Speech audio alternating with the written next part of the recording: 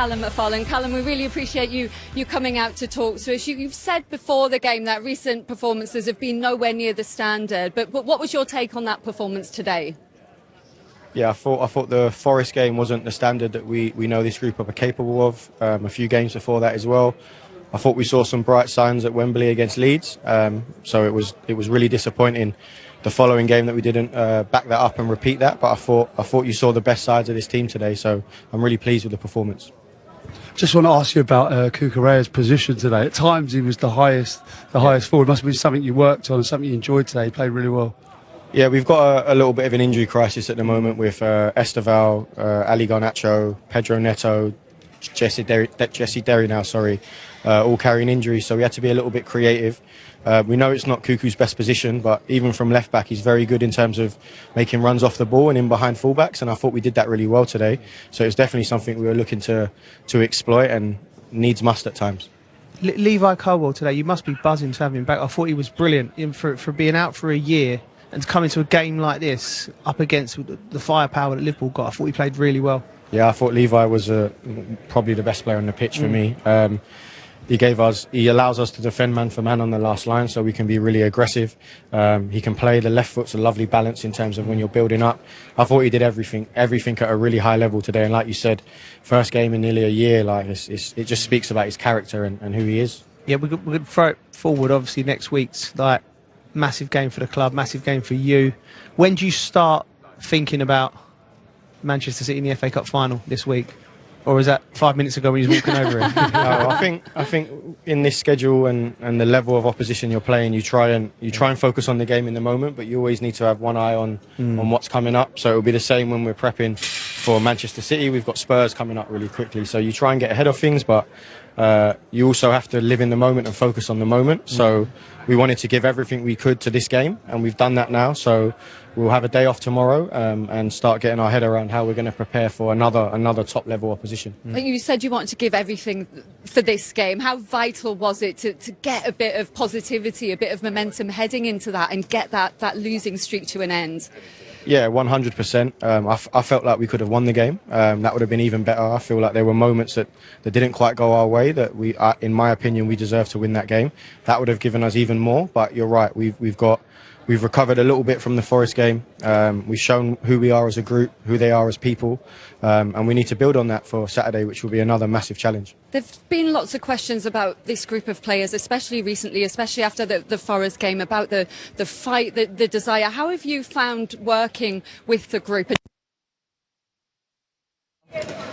Yeah, I see them every day, so it's easier for me to say. It's not a cliche. I see them work every day. I see what they put in. I see the effort and commitment they put in, and it's just disappointing that it didn't come out in the game in every moment of the game against Forest. But you saw that today. That for me, we can't question that. We just need to do that on a more consistent basis. How big an honour will it be for you next Saturday at Wembley, leading this team out? Yeah, it's a really unique situation. It's not one that I expected to be in. There's been a lot of good work done before to get to this point, and I just have to support the club and support the players and the team in this moment. But the players have earned the right to be there, so it's more about them than me, I think, personally. What do you think of the chances now after that point today against this Manchester City side? It's going to be a tough game. They're a top side, but this team has shown that they can compete when they're at their best. They can compete with anyone across Europe. So if we get the best version of that, if we get the commitment, fight and spirit that we got today, we can beat anyone. But it's going to be a massive challenge. I've got a lot of respect for Manchester. Is it because the manager has lost the fans?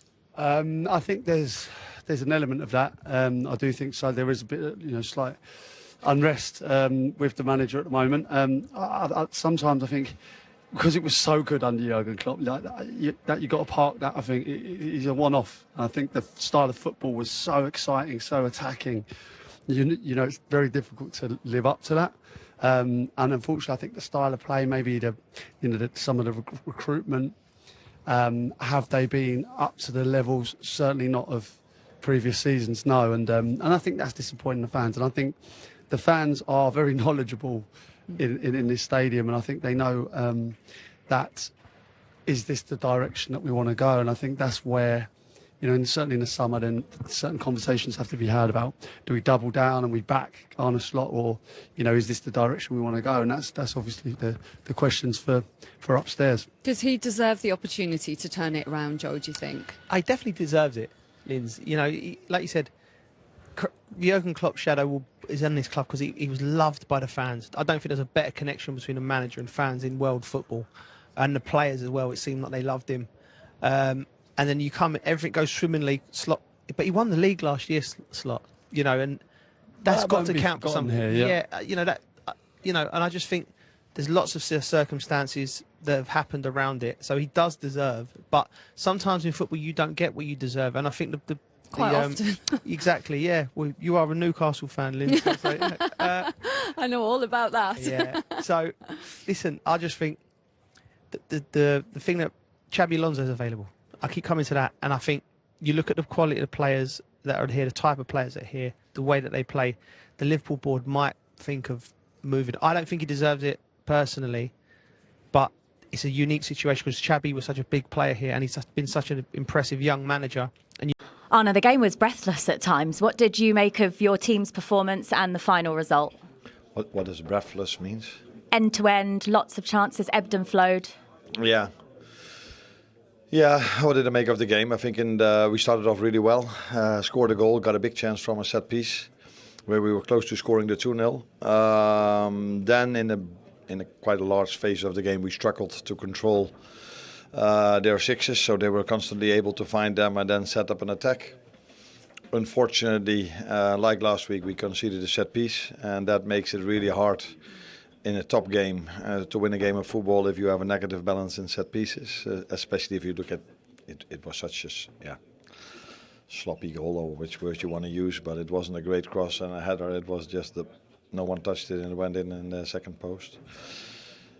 Second half, apart from the third minute where they scored, which was fractionally offside, I saw a team that had a completely different intent and a completely different intensity in terms of pressing. We were a few times close, as so many times this season, hit the post, hit the bar, but not enough to win, and that's why it ended in 1-1. You talk about that part of the first half where Liverpool seemed to lose control. Why did that happen?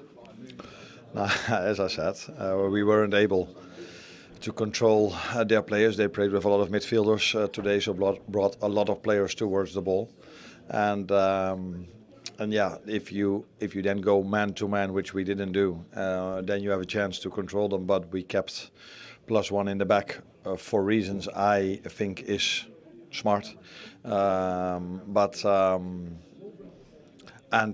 that's why they constantly had the +1. And if these players have a +1 like Chelsea, then they're able to play through them. The second half, we changed our setup in terms of pressing a little bit, or not a little bit, a bit.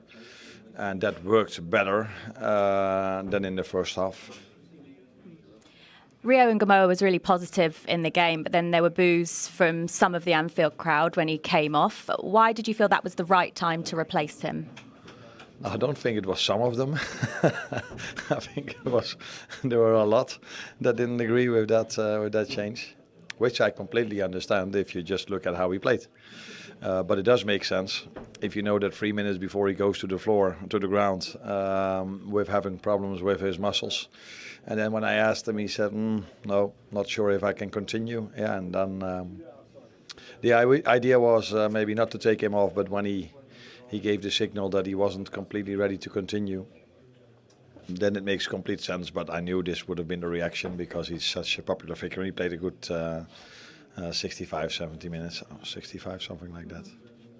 But yeah, it says it's so often in football, people don't know everything, and that's how it works. But it is what it is. I'm the manager, I need to make decisions, and sometimes people are happy with them, sometimes they don't, and today clearly they weren't. Maybe knowing now why makes it more sense for everyone. You cleared it up now, so that does make sense. What about on the final whistle? Because that's when there seemed to be even more boos. What was your reaction to that? No, that probably has to do with us not winning. So a draw. From the last 5 games, we won 3 last week, and today a draw. Yeah, that's not what we want. We want more. We want to win them all 5. But as I said, last week we had a negative balance in our set piece. Today again, conceding a set piece, and we're very, very close with Virgil to score one ourselves. So yeah, it completely makes sense that people are disappointed if we don't win, because that's what we want. We want to win, and it should be like this. If Liverpool doesn't win, everybody can